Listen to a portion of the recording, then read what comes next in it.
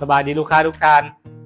มื้อนี้จะเอาเครื่องที่ลูกค้าสั่งจองเป็นตั้งล้อยูคนพิการรุ่นดีๆรุ่นที่ว่ามีหลายๆออปชันเนาะตามมันที่ลูกค้าระบุมาอย่างใดแบบนี้เขาสั่งมาให้เพราะว่ารุ่นนี้เราบ่ได้สต็อกในห้างเนาะก็เลยว่าต้องได้เอามารีวิวให้เบิ่งสำหรับลูกค้าผู้ใดที่ว่าต้องการรุ่นดีๆงามๆแบบนี้เนาะจะเอาเบิ่งไว้เป็นแบบอย่างถ้าว่าผู้ใดอยากได้ก็มันติดต่อพวกเราโดยตรงเนาะเพราะว่าการสต็อกของพวกเราจะสต็อกในรุ่นธรรมดาแบบนี้แบบเราจับบ่ายได้ง่ายจังซี่เนาะถ้าว่าเป็นรุ่นนั้นคือออปชั่นดีๆตัวแบบงามๆแบบนี้นี่จะต้องได้สั่งพิเศษเนาะอันนี้ลูกค้าสั่งพิเศษต่างแขวงเราจะฝากให้ครับเดี๋ยวเรามาเบิ่งเลย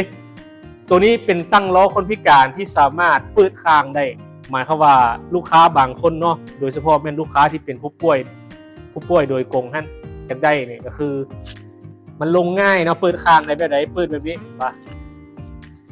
เอาเปิดนี้แล้วเราสามารถลงได้เนาะเปิดข้างได้เพิ่นระบุมาเนาะแล้วเบาะหนาเบาะที่เป็นนวมหนาเนาะเอาเบิ่งเลยเบาะนี่สามารถเอาออกได้เด้อเฮาอยากนั่งแต่เบาะบางมันก็ได้มันจะมีเบาะ2ชั้นเนาะตัวเบาะบางตั้งห้างนี่เบาะบางเบาะบางนี่มันจะมีตัวติดแก๊สอยู่นี่เนาะอันนี้เป็นเบาะหนาทางด้านในจะเป็นนวมนี่นะเป็นนวมหนาแบบนี้เวลาเราใส่ติดนี่นะข้างๆนี่ถ้าว่าเราลงแล้วเราก็เอาใส่มันมีตัวล็อกเนาะมันจะมีตัวล็อกตัวนี้นี่เห็นปะตัวนี้เข้าไปเขาจะงัดนี่เข้าไปเนาะเอาป้อนลงไปหลังจากนั้นเขาปล่อยตันอัดหูมันนะเบื้องนี้คือกันล็อกนะบัดนี้ตัวห้องแขนเนาะเราสังเกตว่าตัวห้องแขนเราเห็นแบบนี้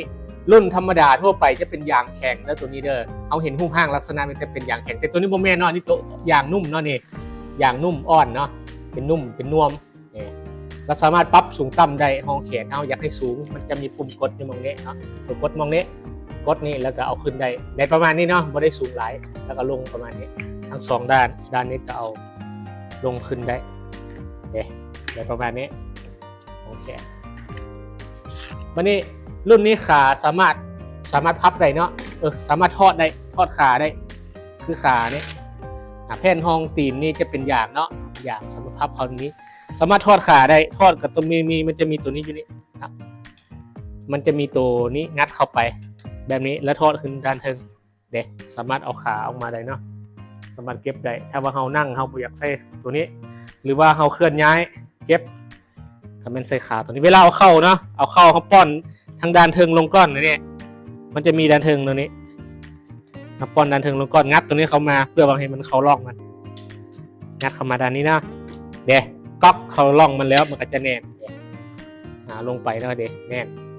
ตัวนี้เขาก็ติดใส่บัดนี้มาเบิ่ง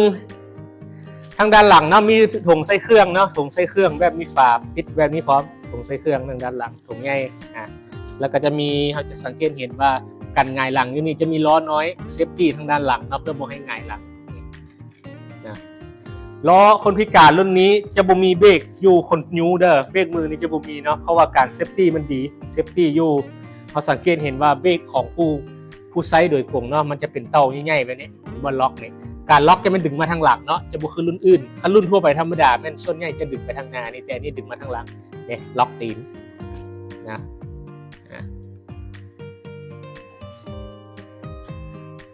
จุดเด่นของล้อรุ่นนี้อันนี้ก็เจแถมมานะเอาใส่ข้างหลังไว้จุดเด่นของล้อรุ่นนี้เนาะแตกต่างจากรุ่นทั่วไปแบบไหนก็คือจุดเด่นของมันเว้าถึงความม่อนการใช้งานเนาะอันนี้คือรุ่นธรรมดานี่มันจะฟืดๆเนาะเวลาเขานั่งตามตัวจริงมันจะลักษณะหนักๆเนาะแต่ตัวนี้นี่ความม่อนนี่หมายความว่าม่อนหลายเนาะ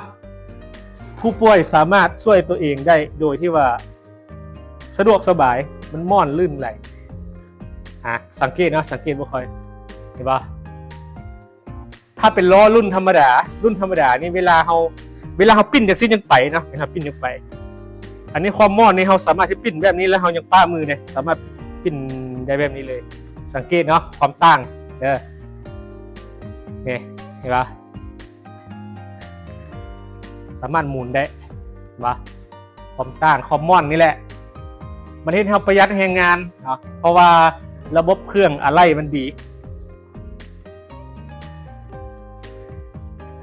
บัดสิลงเนาะบัดสิลงแม่นให้ล็อกตัวนี้ล็อกตีนหรือว่าผู้ใดที่ว่าลงยากก็เปิดคางได้นะเปิดคางได้ก็สิ